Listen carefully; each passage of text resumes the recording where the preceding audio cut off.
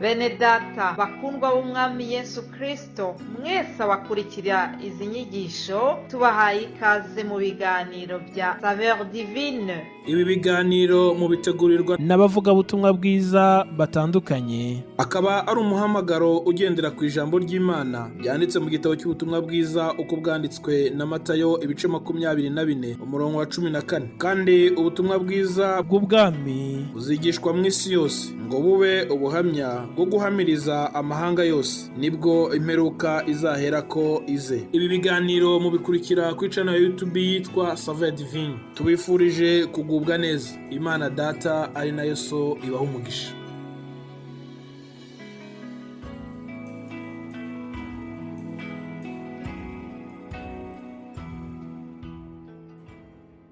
Yesu nashimwe, Yesu nashimwe.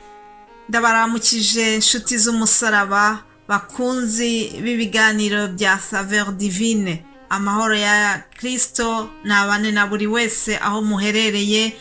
Amahoro ya Kristo naganze mu mutima wanyu. Nejejwe n'Imana kubona iduhaye gutangira iki cyumweru kindi cyo kwezi kwa karindwi. Ni igitangaza kubona mbyutse nkashobora gufungura umunwa, nkashobora kuvuga kugira ngo nze kuganira namwe ibyerekeye ubwami bw'ijuru. Ni igitangaza kubona Yesu yarankijije. Ni igitangaza buri munsi uko mbyutse bikemera, buri munsi uko mfunguye umunwa bikemera, mba numva ari igitangaza. Rero ndashimira Imana kubw'iki gitangaza nanone ikoze. Niba wowe unyumva nawe hari icyo gitangaza yagukoreye, kuba ushobora gukurikira ibiganiro, kuba ushobora kugenda bikemera, kuba ushobora kuvuga bikemera, ndakwinginze ubifate nk'igitangaza kandi ubishimire Imana. Imana ishimwe rero kubw'uyu munsi mwiza uduhaye. Imana ishimwe kubwo kuba yarabarinze nanjye ikandinda, tukaba tongeye gutangira ikindi cyumweru. Ni ukuri twabonye uburinzi bw'Imana. Nshuti z'umusaraba, ndagira ngo mbabwire ikintu gikomeye, nuko nukuri hariho uruganda rutajya ruhagarara. Uruganda umwanzi ahora acuramo intwaro zo kuturimburisha. Umwanzi ajya acura intwaro zo kuguhungabanya, agacura intwaro y'uburwayi, agacura se intwaro y'amaganya, agacura se intwaro yo kwiheba, agacura se intwaro y'abakwanga, akaba yacura intwaro z'uburyo bwose, intwaro z'ubukene, intwaro zo kwiheba, intwaro zo kwiganyira mu buryo bunubu. Yewe hariho uruganda Satani afite rutajya ruhagarara bwo kugira ngo acure intwaro zo kurwanya abana b'Imana. Ariko ngo ufitiye inkuru nziza muri iki gitondo, nuko ngo intwaro zose zacuriwe kuturimbura, Yesu Imana yacu izazivunagura. Uze kubisoma muri Yesaya 54 umurongo wa 17, urabona ayo magambo. Intwaro zose zacuriwe kuturimbura ntacyo zizadutwara. Ndagusabye kugira ngo wongere ube amahoro, wongere ushikame, wizere Imana, wature, ubibwire Shitani aho uri, uvuge ati namenye yuko nongeye kwibutswa yuko intwaro zose zacuriwe kundimbura ntacyo zizafata. Uzazivunagura, ntabwo nzapfa, nzarama. Haleluya.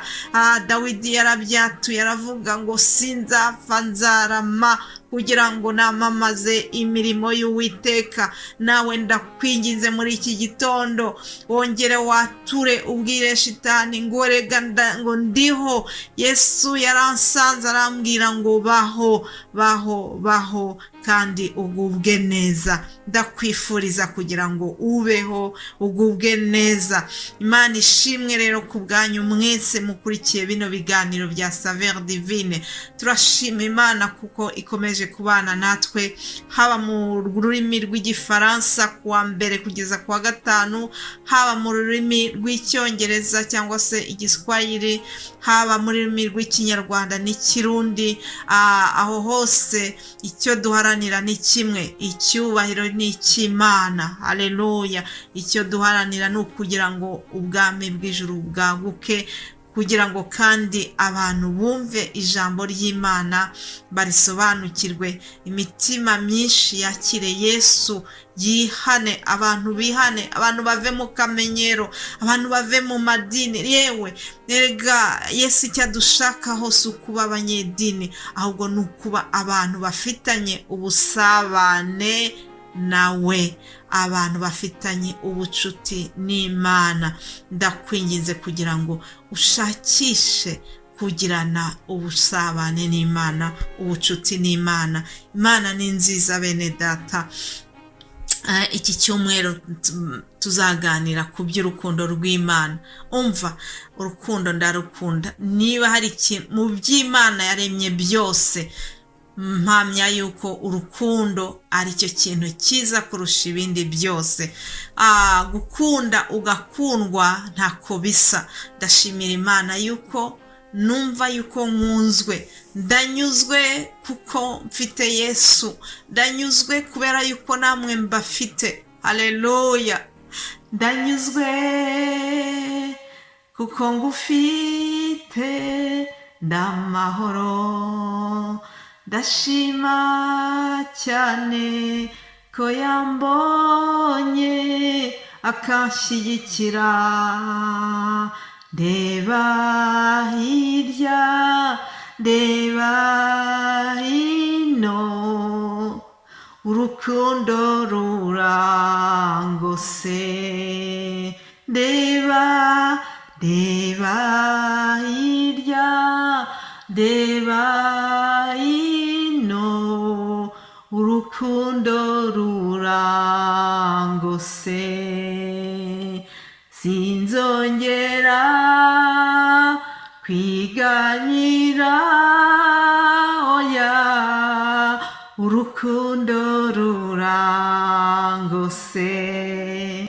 Aleluya. Nshuti ukurikira ibi biganiro, ndakwifuriza kugira ngo wumve urukundo rw'Imana rukugose imbere n'inyuma. Ndakwifuriza ngo Imana ikoherereza abagukunda kandi nawe iguha imbaraga zo gukunda. Aleluya. Imana irashaka yuko dukunda na bene data. Imana yacu ni urukundo. Ni ukuri Imana mu byo yaremye byose nk'uko nabivuze, urukundo ni ikintu gikomeye, kandi Yesu yabwiye abigishwa be ati nimugire urukundo, nicyo kizatuma abantu bamenya yuko muri abigishwa banjye.